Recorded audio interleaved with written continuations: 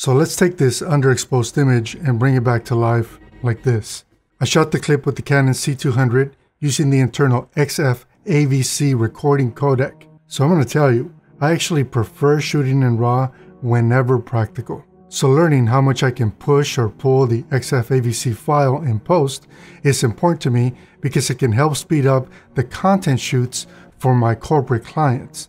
Going from this underexposed image to something that looks this good has built up my confidence in using the Canon C200's compressed format. And who knows, maybe all of you are already shooting in XF-AVC. I was just excited and I thought I would share both what I learned and also how it is that I got from underexposed to a properly exposed and balanced image.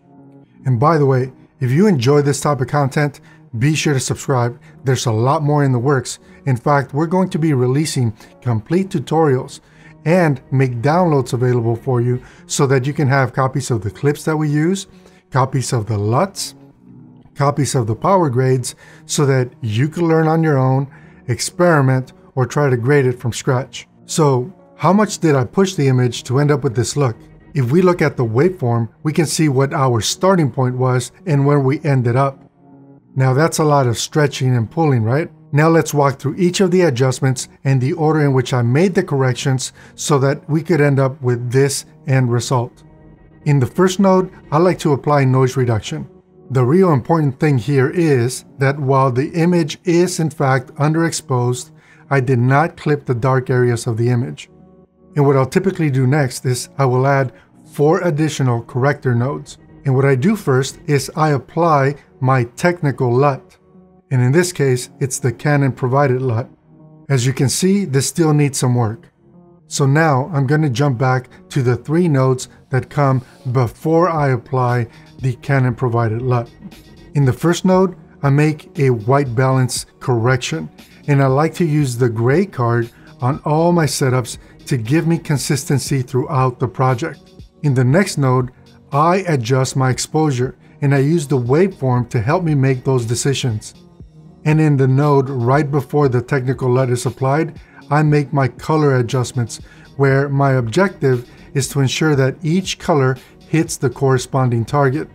To make those adjustment decisions, I use the vector scope. So taking these steps allows me to ensure that all of my color adjustments or color information is correct or as accurately as possible before I ask the next node to apply the technical LUT. So now that I have the image looking pretty good, I can start to stylize my look.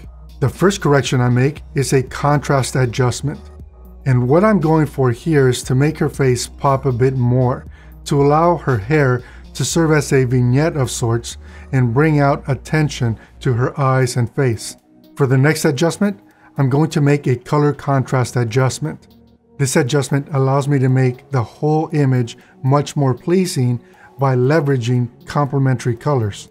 And of course, because shifting the hues, right, to add that color contrast can potentially add a color cast to my entire image, I now have to clean the blacks and clean the whites.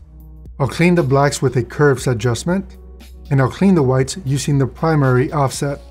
And next, I'm going to add a little bit of sharpening using the blur controls and applying the mist function. So I'm noticing that when I went ahead and cleaned up the whites, I actually took away some color and contrast and definition away from Shania's skin. So I'm going to go ahead and make a skin correction and warm up her skin just a bit. Now that I have the skin looking nice and healthy once again, I'm going to go ahead and apply my Cinetone adjustment to make the whole image feel and look that much more cinematic. And finally, I'll add film grain, and we're done.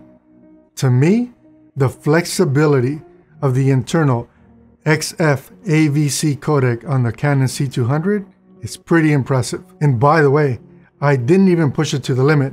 Check this out. Look at how much more I can get out of this by pushing it ever so slightly. I made her eyes come to life and become the new point of interest. It's a technique that they use in big budget Hollywood films, and one that's worth learning. And if you're interested in learning how to get that cat eye effect or learn how to do it, be sure to subscribe and let me know in the comments.